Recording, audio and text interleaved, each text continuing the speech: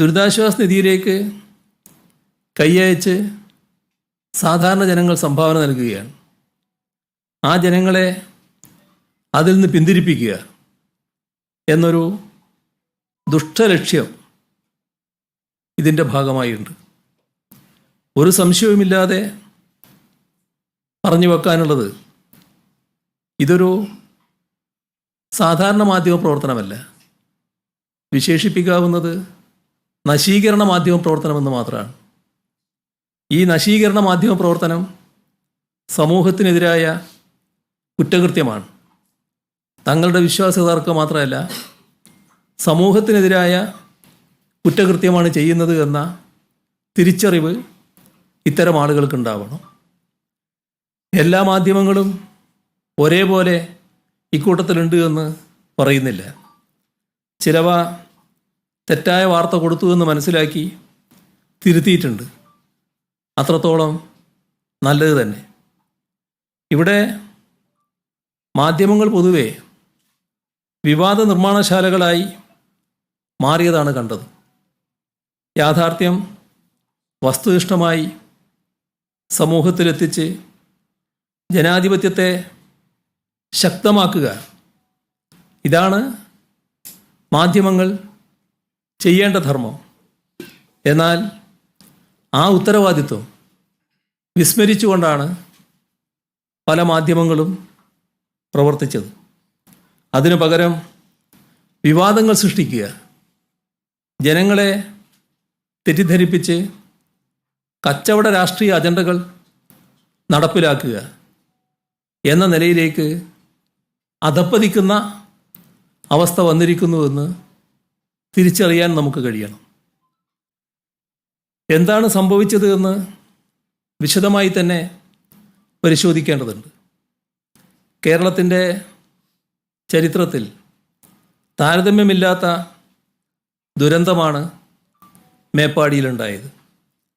ദുരന്ത നിവാരണത്തിന് അടിയന്തര ധനസഹായം അനുവദിക്കുന്നതിനായി കേന്ദ്ര സർക്കാരിന് സംസ്ഥാനം മെമ്മോറാണ്ടം സമർപ്പിച്ചു.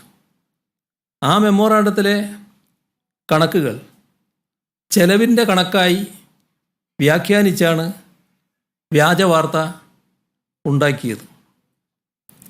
ഏതു വിധേനയും സംസ്ഥാന സർക്കാരിനെ അപകീർത്തിപ്പെടുത്തുക എന്ന ലക്ഷ്യം നേടുന്ന ത്വരയിൽ ദുരന്തത്തിൻ്റെ ഇരകളായ മനുഷ്യരെയാണ് ദ്രോഹിച്ചിരിക്കുന്നത് എന്ന് മനസ്സിലാക്കാനാവണം.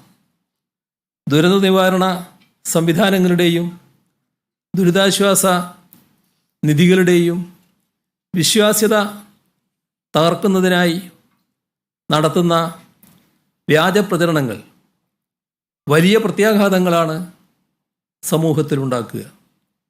ഒരു വാർത്ത ആർക്കെതിരെയാണോ റിപ്പോർട്ട് ചെയ്യുന്നത്, അതിനു മുൻപ് അവരോട്, ബന്ധപ്പെട്ടവരോട് അതിൻ്റെ വിശദാംശങ്ങൾ അന്വേഷിക്കുക എന്ന അടിസ്ഥാന മാധ്യമധർമ്മം പാലിക്കാതെയാണ് ഇത്രയും പ്രധാനപ്പെട്ട ഒരു വിഷയത്തിലുള്ള വാർത്ത പ്രക്ഷേപണം ചെയ്തത്.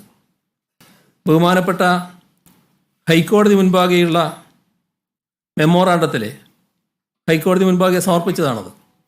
ആ മെമ്മോറാണ്ടത്തിലെ വസ്തുതകൾ സ്വയം മനസ്സിലാക്കാൻ കഴിയാത്തവരുണ്ടാകാം. അങ്ങനെയുള്ളവരുണ്ടെങ്കിൽ അതിനാവശ്യമായ വൈദഗ്ധ്യമുള്ളവരോട് ചോദിച്ച് തിരിച്ചറിയാനുള്ള സത്യസന്ധത കാണിക്കണ്ടേ? ആ സത്യസന്ധത ഇവിടെ കാണിക്കാൻ തയ്യാറായില്ല എന്നതാണ് നാം കാണേണ്ടത്. കേന്ദ്ര സർക്കാർ പുറപ്പെടുവിച്ച മാനദണ്ഡങ്ങൾ കൃത്യമായി പാലിച്ചുകൊണ്ട് തയ്യാറാക്കിയ മെമ്മോറാണ്ടമാണ് കേരളം നൽകിയത്. അതിനെ ദുർവ്യാഖ്യാനം ചെയ്ത് ധൂർത്തും അഴിമതിയുമാണെന്ന് ജനങ്ങളെ തെറ്റിദ്ധരിപ്പിച്ച് സർക്കാരിനെതിരെ തിരിക്കാനാണ് വ്യാജ വാർത്തക്കാർ ആഗ്രഹിച്ചത്. ഒരു കുടുംബത്തിൻ്റെ വരവ് ചെലവ് കണക്കുകൾ തയ്യാറാക്കുന്നത്ര ലളിത യുക്തിയിലാണ് ഒരു മഹാദുരന്തത്തിൻ്റെ മെമ്മോറാണ്ടത്തെ അവലോകനം ചെയ്തത്. സംസ്ഥാന ദുരന്ത പ്രതികരണ നിധിയുടെ മാനദണ്ഡങ്ങൾക്കനുസൃതമായി മാത്രമേ മെമ്മോറാണ്ടം വഴി ധനസഹായം ചോദിക്കാൻ സാധിക്കൂ. അത് അറിയാത്തവരല്ല കേരളത്തിലെ മാധ്യമങ്ങൾ. 2012 മുതൽ 2019 വരെ വിവിധ സർക്കാരുകൾ പല ദുരന്തഘട്ടങ്ങളിൽ തയ്യാറാക്കി കേന്ദ്ര സർക്കാരിന് സമർപ്പിച്ച മെമ്മോറാണ്ടങ്ങൾ സംസ്ഥാന ദുരന്ത നിവാരണ അതോറിറ്റിയുടെ വെബ്സൈറ്റിലുണ്ട്. അത് ഒറ്റ ക്ലിക്ക് അകലെ എല്ലാവർക്കും ലഭ്യവുമാണ്.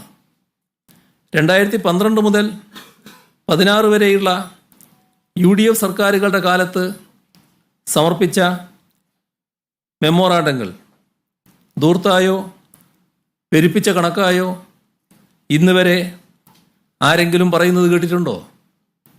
ഇതിന് വ്യവസ്ഥാപിതമായ രീതികളുണ്ടെന്ന് അറിയാവുന്നതുകൊണ്ടാണല്ലോ ആരും അന്നത് വിവാദമാക്കാതെ ഇരുന്നത്.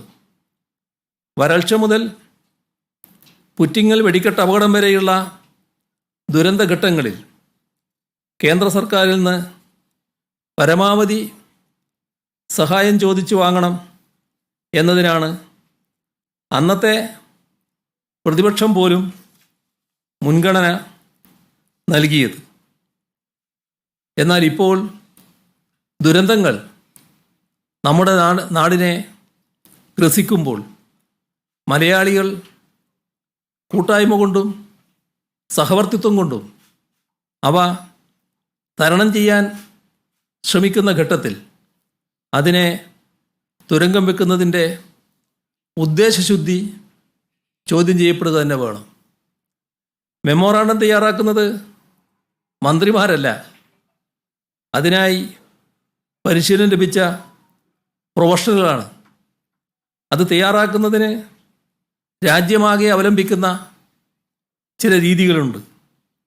ദുരന്തഘട്ടത്തിൽ രക്ഷാപ്രവർത്തനം നടന്നുകൊണ്ടിരിക്കുന്നതിൻ്റെ മധ്യത്തിൽ തയ്യാറാക്കപ്പെടുന്ന മെമ്മോറാണ്ടത്തിൽ പല സാധ്യതകൾ വിലയിരുത്തി വേണം ഓരോ കണക്കുകളും തയ്യാറാക്കാൻ. അത്തരത്തിൽ തയ്യാറാക്കിയ വിവരങ്ങളെയാണ് കള്ളക്കണക്ക് എന്ന് ആക്ഷേപിച്ചത്. ഇത്തരം ആളുകൾ ആദ്യം മനസ്സിലാക്കേണ്ട ഒരു വസ്തുതയുണ്ട്.